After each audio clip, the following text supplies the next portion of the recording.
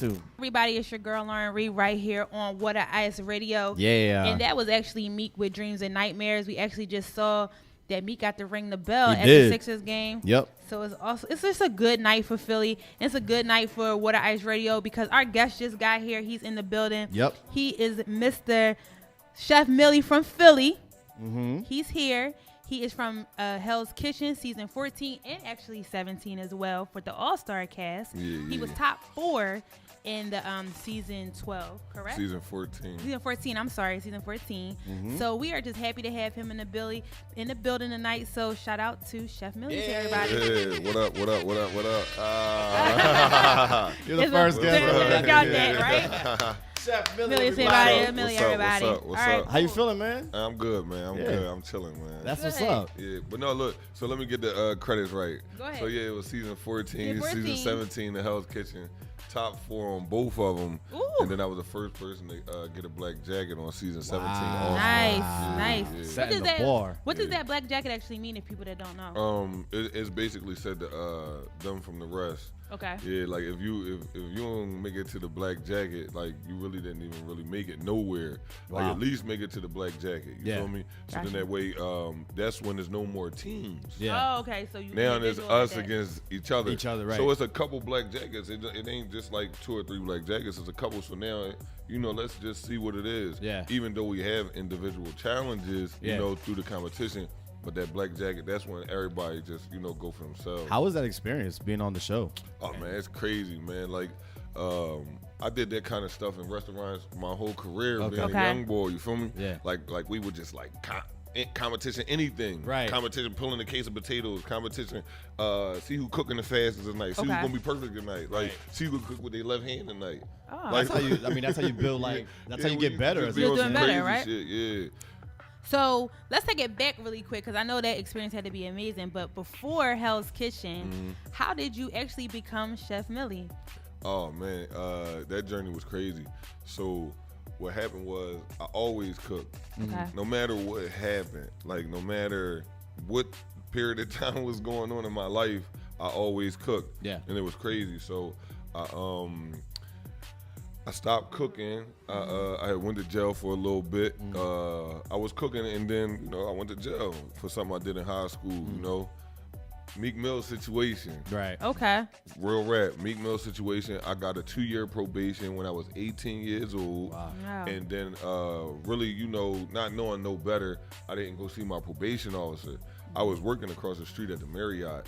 So didn't even go see my probation officer. I didn't get no other charges, no another case. Okay. But when they caught up to me, it was you didn't go see your probation officer. So I was like, cool. So I did the whole little. I brought all my pay stubs, my whole. Like you working, job, you doing. the Right, job right, was right. there, Let 'em the know kids why, was there, the whole nine, right? Yeah. Go to jail.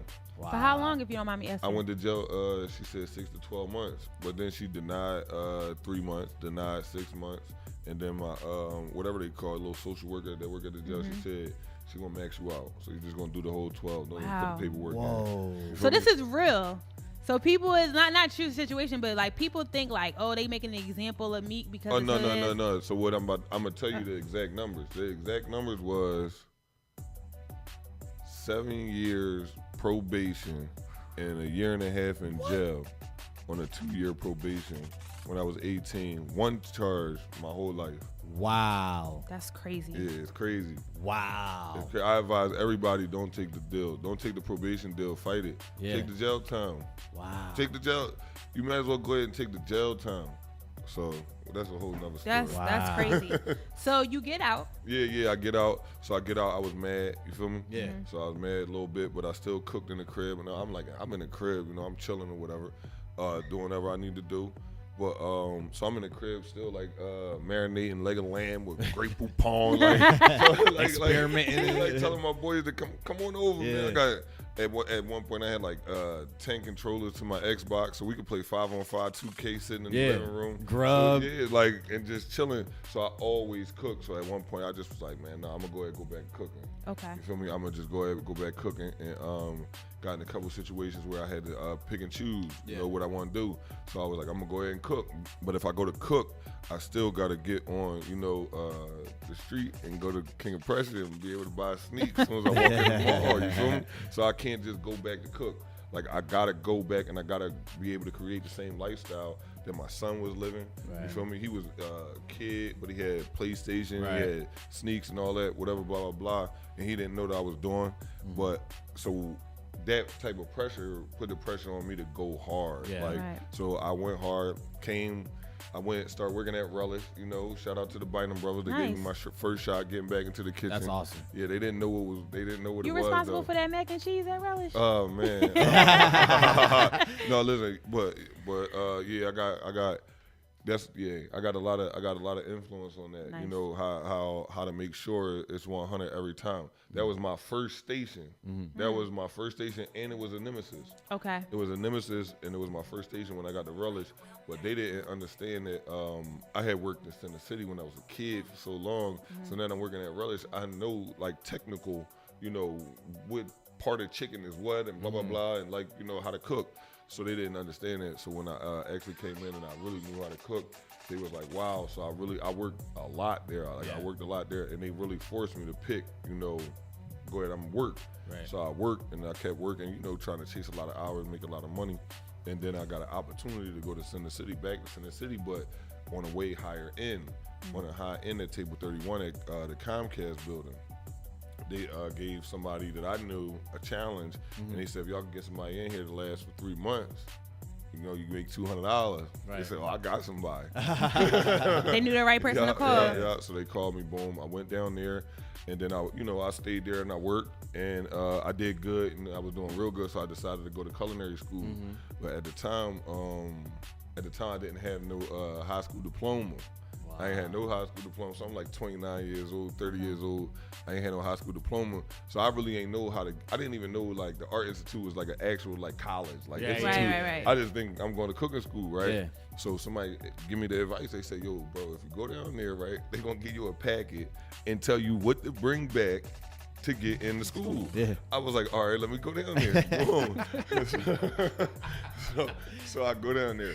To give me the packet. I come back, boom. Here it is. One of the qualifications say I need a high school diploma. So, I buy a high school diploma. Purchase, 100%. Wow. Purchase a high school diploma and get into the Art Institute. But, you know, come to find out, I had missed some qualification things that happen when you're in high school, like some paperwork that you sign when you're really trying to get into college and all that. Okay. I had missed some of those things, so I wasn't eligible for financial aid. Okay. All right, cool, that's fine. So, but what happened was I started, like, I was there for like 2 or 3 weeks, so I had all of the books and all of that stuff. So I said, all right, cool. I'm gonna stop watching TV. Like, what can I do? I watch sports and I'm into sports. You know, I'm social, you know, I'm into my career. Which one could I actually cut out? And I was like, I could cut out TV. So I cut out TV and I started reading the curriculum as if I was in school. Wow. So I really like real rap, like I put an air bed in my living room. My room was comfortable. I had a recliner in my room with the big screen TV. So you made yourself uncomfortable. Made myself uncomfortable and then do the boringest thing that you could ever do. Read books. You feel me? So that's real though. You feel me? So I'm waking up in the middle of the night. I'm uncomfortable, and I'm just sitting there and I'm reading these books and I'm reading all kinds of stuff. I'm talking about, like, really going down to the library and I'm getting old cookbooks. I'm trying to figure out why, you know, stuff like collard greens stood the test of time and stuff like that. So I'm reading it. So overall, it sounds like you self-taught yourself. Yeah, self-taught, chef-taught though. Okay. Chef-taught because I paid attention. I paid a whole lot of attention. I'm talking about Mr. Hung taught me how to cook rice when I was 18 years old. I cooked this rice the same way, 2 day. He had the most PTO time I ever seen. He was the hardest worker I had ever seen. So he taught me the right way how to do those things. So some people actually taught me, like, how to do the right things. And then just to fast forward, I know we're going to get into all that. One time, Ramsay, he had asked me, you know, one of those situations on 14, people thought I was breaking down and all that. He asked me, he was like, yo, bro, he was like, what is the block? Like, what's up with you? He said, I see like a half a second. I can see that you could go faster if you really wanted to. He said, what's the block? And I was like, I really don't even know if what I'm doing is right. I just been practicing all this time. Like, I don't even really know if it's right. I'm like, just doing it. Yeah, like sometimes, like, I would practice searing scallops with a hot pan with cold oil, cold pan, pour some hot oil. Like I would just like go through all of these different variations and see what one would give me the best sear. So now I'm up there with the big boys on TV, and I'm really listen. Don't get it twisted. When it get down to the first 4 that's gone, like after the first 4 or 5 that's gone, oh no, it's get busy time. Them boys, they know what they talking about, and they know what they doing. So that's pressure at that point. Man, listen, when you sitting around and everybody can watch the show, when you sitting around, when I'm sitting there, I really ain't talk too much because they sitting there talking about all of the stuff, all of the internet stuff, all of the chef talk, terms, all of the jargon, all of the who do this, where at, boom boom, and I'm just sitting there watching it, and I'm like, man, I don't know none of it. I don't know what they talking about. I don't know none of them people. Like, you feel me? Yeah. So like, I'm like, all I really know how to do is actually cook. Yeah. And I've cooked a lot of different food, and I've cooked a lot of different places, and I've always been the best one there. Yeah. So coming to Hell's Kitchen, You kind of have nothing to lose. Coming to Hell's Kitchen, I'm like, I'm gonna tear their ass up. Right. Like, period, point blank, I'm gonna tear them. Especially going back to what you're talking about, how like you're always just competitive within the kitchen over everything. Right. Being on a stage where it's actually a competition, you're like, let's go. No, yeah, and that's what it was. My friend, one of my best cook friends, we cook. I'm talking about some of the best food nights, like some of the best grinds, some of the best ever. He called me and said, yo, bro, you really gotta go hard. He said, I know you and I know you confident, but you gonna have to go hard. He said, it might be some people like us in other states, bro. Inspiration, You feel me? And I went Yeah. crazy. So it was that was during the taping? No, that was right before I went. Right before you went. Yeah, when you go, Just go it's a in. wrap. Yeah. When you go, you done. So we're gonna take a quick break, but when we come back, we're gonna actually get into that. Like, how did you get on Hell's Kitchen? Like, who pushed you to kind of sort of do it? Did you think that was really going to happen? Do you remember getting the call? Like, I remember. And we're going to talk about the future. We're gonna talk about the Chef future, Milly right? coming up. Yeah, because Word. I'm impressed because I've heard some really good things from watching some videos.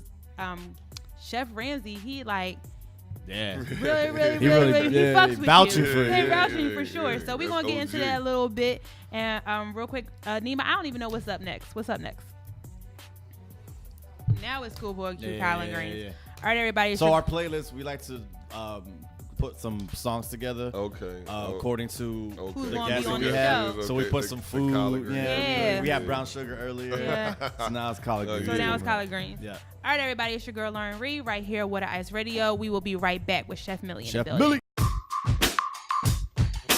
And we are back. Lauren Reed Live, Water Ice Radio. Yeah. Chef Milly in the building. Chef Milly from Philly. Giving us a little brief history on how he got started. Real quick, what part of Philly are you from? Yeah, what part? Oh man, they all claim. I'm a project of Philadelphia. There you go. You feel me? Because Pass Young, 301 West Queen Lane, North Philly, in between Blumberg and Diamond Street projects. You feel me? So you all like, over. Yeah, All over. yeah. And then like wherever I went, 11th and Alney, I was up there for a couple of years. Yeah. Up the Northeast for a couple of years. I don't mind making friends. Gotcha. Yeah, that's what's up. That's what So it that's why is. we just That's Chef what it Milly is. from Philly. There you go. All From over Philly, the place, yeah, right? yeah. Keep know. it simple. You want to go in, Jeff? Yeah, that's you. Okay, so let's get right into how the Hell's Kitchen thing came about. Oh yeah, so I was sitting in Galaxy Lounge. That was the first one, Galaxy Lounge up there on Robinson in Germantown. And I'm sitting at a table, boom, in the middle of the day, I get an email, and the email asked me, yo, you want to come to this casting call? We casting for Hell's Kitchen. So I'm like, yeah. Yeah, why not, Cool, right? you feel me? Like, Right. So I hit it. So then come to find out, what happened was they dropped it on Instagram, and so many people added my page to it Oh, okay. that they emailed me and asked me to come down. Cool. That's love. Yeah, no, it was that, and that's just how it happened. Yeah. You feel me? So so I go down and I get my number. No, it's like How many? Like a ton of people. 1,500 people. Wow. So they calling the numbers. So I peeped the rotation of the numbers. Yeah. So I call my people. So I'm like, yo, I ain't gonna get caught. I'm gonna miss it. I'm watching them slow down. Like, I'm not gonna make the cut. You know, blah blah blah. It's like an all day thing. Yeah, like, you're just waiting. Yeah, I'm just sitting there waiting. So then I start migrating. You know, they call them this. They call them this. So I wind up getting to like seeing where they actually calling them into the room at. So I'm standing there. Main man come out the door and say, "Who next?" Everybody turns around and look at each other. I'm next. Literally. Yeah. They sitting over there at the door. I'm standing off. That's crazy. I'm next. Yeah. Walk right in the room. Eric, you hesitate. I'm talking about everybody, but I am the person that if we pull up to the stop sign together, no, you don't got to give me no nod, no I'm nothing. out. Yeah. I got it. I got this one. Yeah. We hit the stop I like sign that. together. Yeah. Don't worry Everybody about it. looking around. You like, I'm not waiting no more. Oh, yeah, that's me. Yeah, you feel me? So that I am that person. So I walk Dang, in. can you imagine Yep. being like, damn, Nah, I hesitated. Nah, and then no, and that's why I say I look exactly the same. I probably had on phone posits, jeans, and a chef jacket the same way. So they probably still remember that. Yeah. Like yo, man walked in. So I went in, and then they asked me, you know, they was like, how are you in the kitchen? So I went to stand up, and the girl was like, you can sit down. And I was like, what you mean? I was like, you asked me how I am in the kitchen. I was like, I ain't never sat down in the kitchen. Like, I sit down. So then they started looking at me funny. So then, boom, I go through the motions, you know, standing up in this situation. So I'm like, listen, you know, in all actuality, you know, I was working for myself. So I was like, I got to open up my store, you know, this and the other. I was like, so can y'all get with me? You know, y'all got all of the information, blah, blah, blah. Y'all get back to me. like I got two iPhones sitting on the table. You feel me? Did they make you cook something right there? No. Okay, they just were interviewing you. Yeah, it was just an interview. Like a personality thing? Yeah, personality thing. And so, and right then and there, you know, they start, I seen the talent agents, the actual talent agents, like, start pointing and stuff like that. So then, boom, they gave me, like, another little card. And then I walked out, and then I got another email, and then it was like, come up to New York this time. And then it was my first time ever going to New York. I had never been in New York before. Wow. That's wild. So was that another audition process? Yeah, another audition process, green screen type situation. Okay. Can you dance? Wow. Can you sing? Like it has nothing to do with. Yeah, like nothing to do. It's for the audience to see if they could like you. Yeah. And then, you know, filling out all of the application and all that. And then they ask you, you know, come to LA. Now come to LA and talk to us and let's see what's going on with you and blah, blah, blah. Yeah. So I went out LA, boom, you know, and I guess they liked me. You know, he was part of the whole situation, my son. Like that whole thing. You feel me? They clever. So when did you actually clever in Hollywood? When did you actually like start cooking? Like on the show? When you walk in the door that first day. Wow. Really? That's wild. So they don't even know if you can really cook technically. It's real. Wow. Okay, that threw me for a little bit because I was thinking they make sure make you make something real. Wow. Get busy. Let's go. Straight like that in your street clothes. So now let me hip y'all to something. So before that, they put us all in a room with our street clothes on, and they took us all out the room. Instructions: don't talk to nobody. Go in the room, look at each other, don't talk to nobody. Took us out the room. I get voted most likely to get sent home first. Really? You feel me? Wow. But if they was being observant, they should have been like, yo, we here chefs and we make money off cooking food or whatever, blah, blah, blah. Then he got on retro Jordans. Even though they said no labels, he still fly. Yeah. Like, he making money off cooking food. Yeah. So he might cook. They wasn't observant at all. Wow. At all. So one thing I noticed about, they labeled this reality TV, but you are still actually physically cooking and doing stuff like that. I think the cooking shows are one of the most actually realist reality shows, right? Oh no, it ain't nothing you can do. It ain't nothing. If you set a fire, right? Oh yeah, it's time to put that on TV. Right. Yeah. We gonna show that you damn near on fire. Wow. So they don't care nothing about that. So they kind of do a lot of confessional portions of it where they ask you, so they're asking you those questions about like other people on your team and stuff like that. And what I've noticed from some of your confessionals is that you always stay even keel. Like, look, I'm here to cook. Like, I don't got time to talk about. So how did they ever kind of come back to you and be like, we need you Sometimes to say something different? No, like, no, are they no. coaching you to? No, they don't coach you. They really let you be who you are. Okay. And then they, they find out who Chef Millie is because sometimes, I'm gonna keep it a bean. Right. I'm gonna keep it a bean.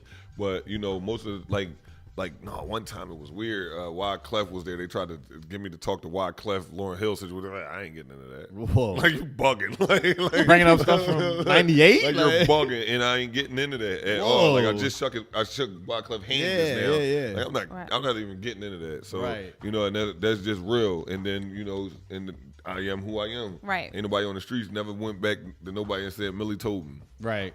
Nice. So it's still the same person. But that's good. My other question about the show was, when you're Chef Ramsay, everyone talks about Chef Ramsay like he's so mean and he cussing everybody out.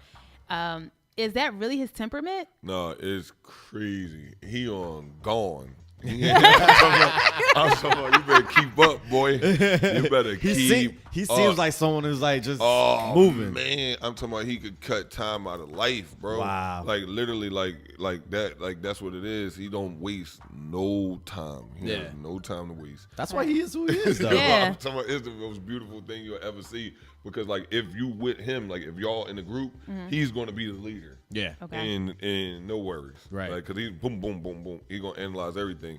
And you look at it, it's 16 of us, 2 people on each station. Yeah. We backing each other up. We fucking up. 2 people on each station, 16 of us, and we fucking up, and he controlling all of us. Wow. So you do the math. You feel Right. me? Like, God damn. I want to touch on just the scene in Philly. Yeah. What's like a big misconception about the Philly food scene that you think is probably like the biggest thing? Oh man, the biggest misconception is that the food that's cooked in the neighborhoods is a different quality of the food that's cooked in Center City. Let's talk on that. Let's talk on that. That's Speak one. on that. Yeah, Preach on that for a second. That to me, because I'm glad you said that, because like some of my favorite spots be like the little hole in wall spots. No, or, listen, like, bro. Chef James, right? He got a lot of like different little spots. He was our sous chef on Hell's Kitchen. He got a lot of different little spots in Jersey, right? James Avery. He told me, Millie, don't worry about it.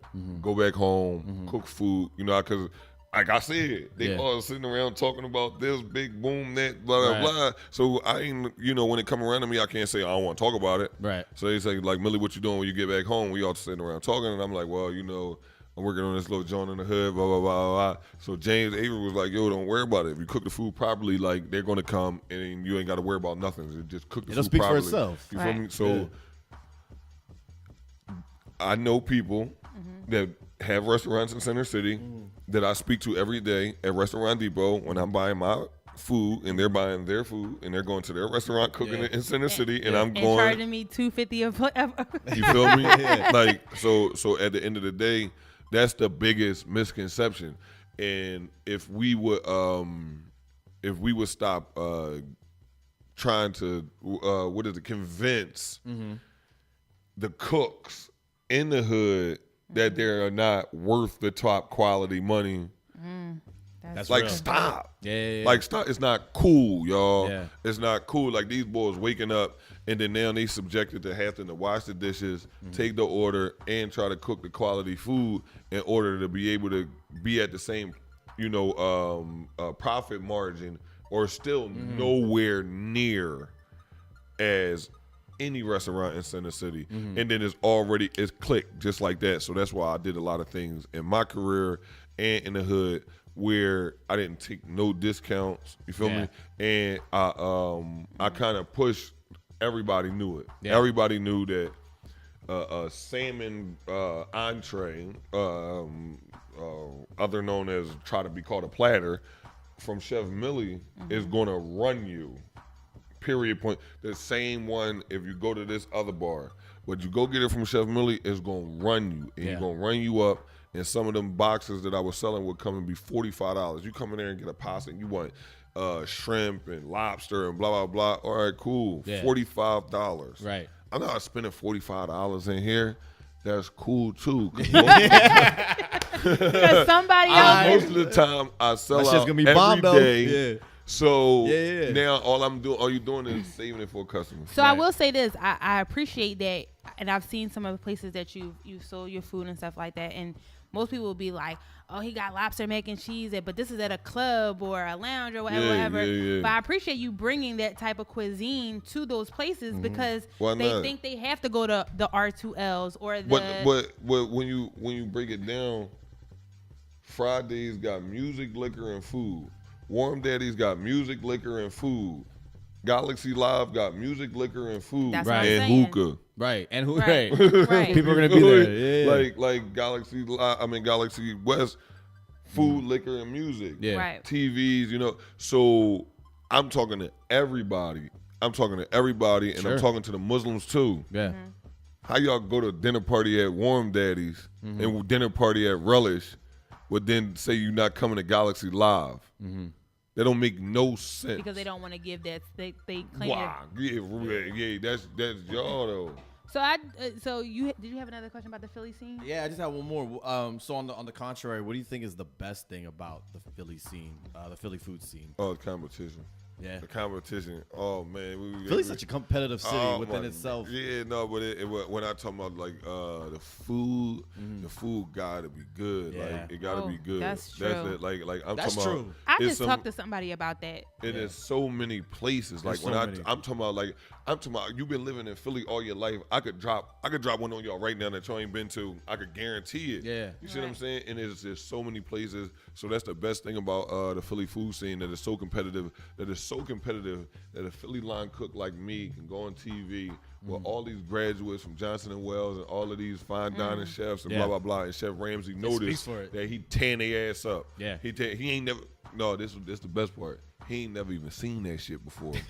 That's the first time. He just asked them. Yeah. He had enough heart to ask everybody, what the fuck is this?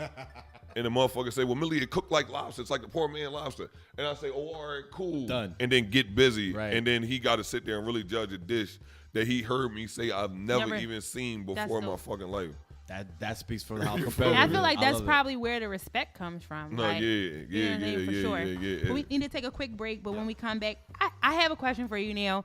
Y'all might be mad at me about asking this question, but you asked something about the Philly food scene, right? So I'm a big foodie, right? Yeah. So I gotta ask. over there. Hector's a big food.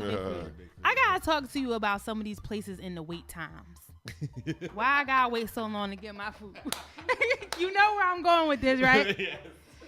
And I'll just get back to it when we come back on. All right. So man. it's your girl Lauren Reed right here on What Ice Radio. We'll be right back with Chef Millie from Philly. Yeah. We are back, everybody. It's your girl Lauren Reed right here on What Ice Radio. And again, we have Chef Millie from Philly in the building, who is dropping gems on us right now behind the scenes. And I have a question about Petty translator, everybody. No, I'm not trying to be petty, right? But you know what? I think you're gonna talk for a lot of people out there. Who have Yes, the same I had a sentiment. conversation over the weekend with someone about, supporting the restaurants in our neighborhoods and, liking the food and stuff. Yeah. But, what's up with the wait time? Like, why does it always got to be an hour 30 for my platter? And then maybe when I get there, they like, oh, we out of greens. Like, couldn't you tell me that 30 minutes ago when I was waiting for my stuff? But what I'm really getting at is, do you think it's something in regards to being like trained on a line in cooking versus someone just actually out here making platters? No, yeah, it's 100% a big giant difference. Okay. Because a lot of people can cook. I know a lot of people that can cook. But under 10 minutes, you feel me? Like under 10 minutes, under 18 minutes, like you never, like that's what you start with in the very beginning of working in the restaurant. Advertisers under 10 minutes to 12 minutes. 12 minutes, somebody barking at you. Right. You feel me? Right, okay. So like, like an entree is 18 minutes.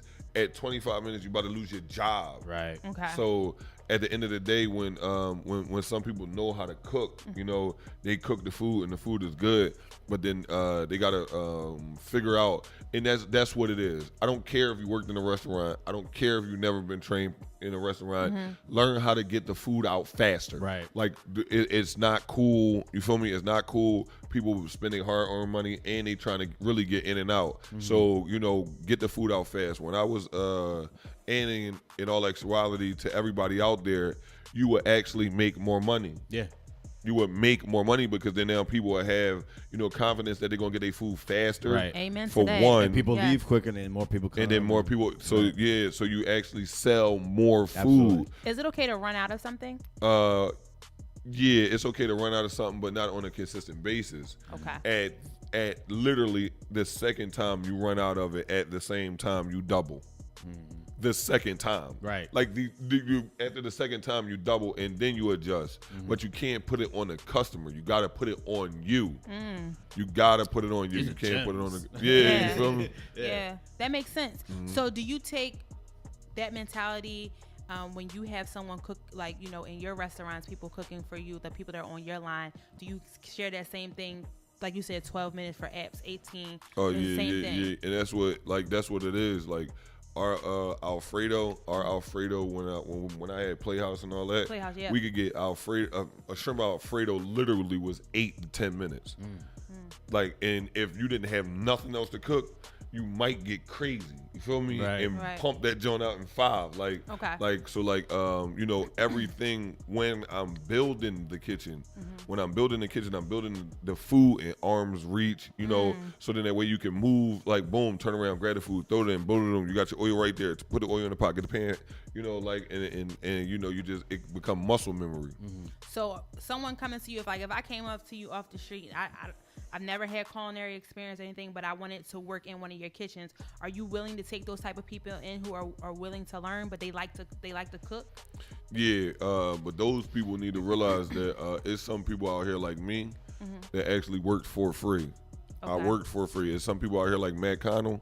Matt Connell was in the Art Institute, and he could have got fired from Table 31 and didn't get a paycheck for 90 days. Wow. How you get fired? You don't even get no paycheck. Right. You feel me? So, like, we wasn't giving him no money, though. Right. You're a 19-year-old kid from the Poconos. You're going to the Art Institute. You about to get on the line. We about to show you how to get busy for real. Right. So we ain't paying you nothing.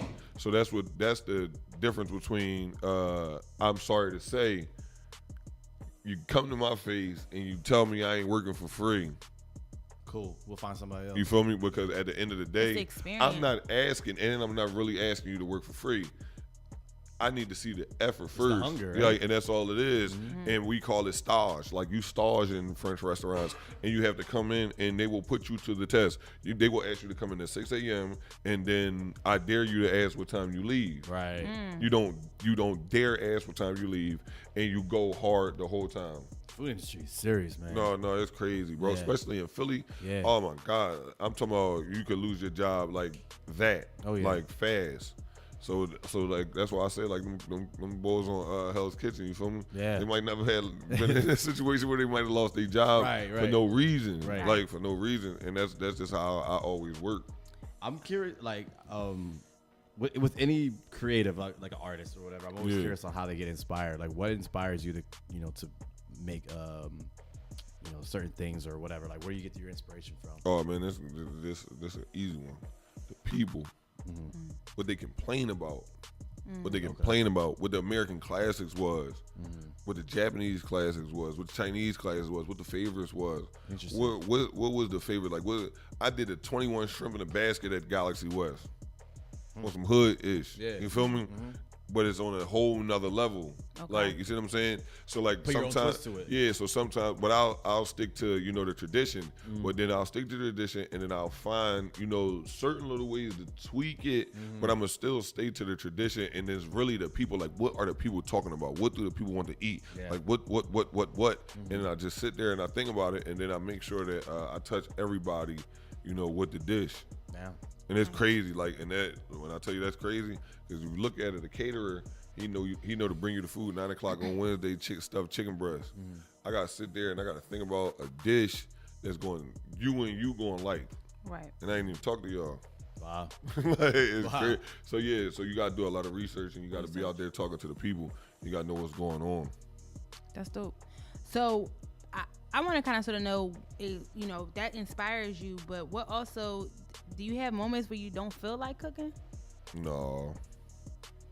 Sometimes people say like when people say up, let's go, like they go home and they don't want to cook, like for themselves or their families and stuff like that. Like I just read that someone like the Don't trust them boys. Don't trust them. Them boys that say they chefs and be like, I cook all day And I don't feel like cooking.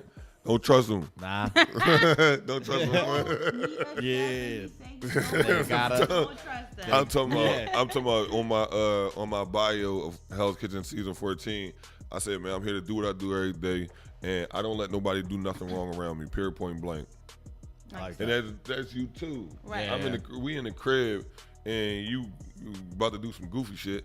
I don't want to eat that. Like, I'll pass. Let me excuse me. And you know, in all actuality, I'm probably like 3 or 4 in. You feel me? Yeah. Chicks that didn't know how to cook.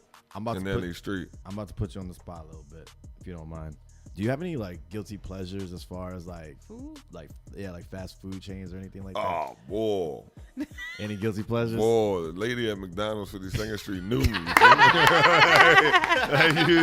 No, she knew the order. Like she knew the order. Yeah. Like no, it's bad, bro. Yeah, that's funny. Because I worked at McDonald's when I was like 18. Okay. So I know like. You know, I know they potatoes. You feel me? And right. I was a manager at McDonald's, so I'm cool with it. And I know like different little dumb stuff, like when to bring the apple pies out. Yeah, like a little double quarter pounder with Big Mac sauce, like you feel me, like ultimate Big Mac, like stuff like that. So no, it was McDonald's like bad. Like I'm talking about.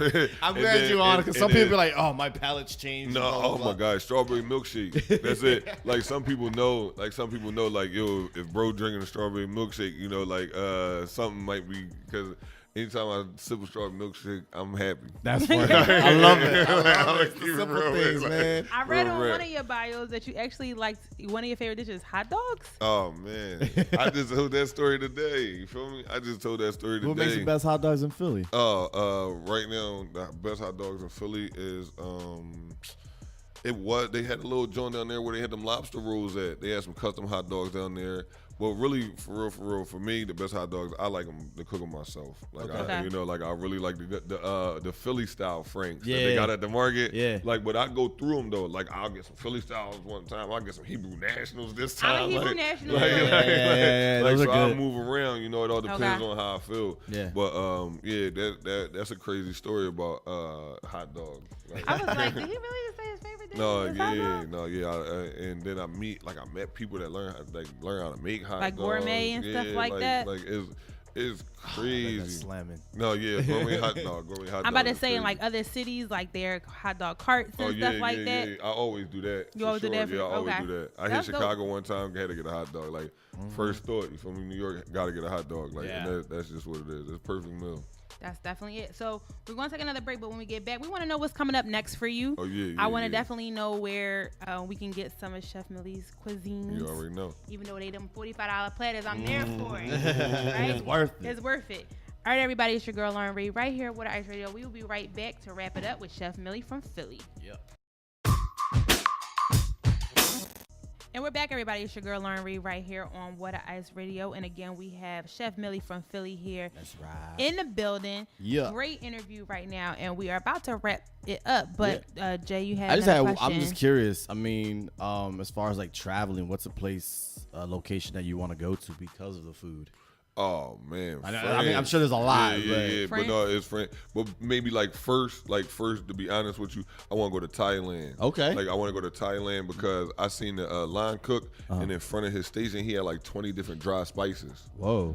So it was like crazy, like how you playing like that. You feel me? Right. Like how you playing like that because them dry spices burn and like just the flavors. But then when you think about it, like it's so dry there, like they figured it out. And, you know, so like that's one of the places. Like, so I want to go there, and then from there I probably like just traveling like Brazil. Mm-hmm. You see what I'm saying? Like go down there and get into the rivers and get into the fish and like really cook like boom straight out the river. Pull out like catch it with your hand, some other fish. You feel me?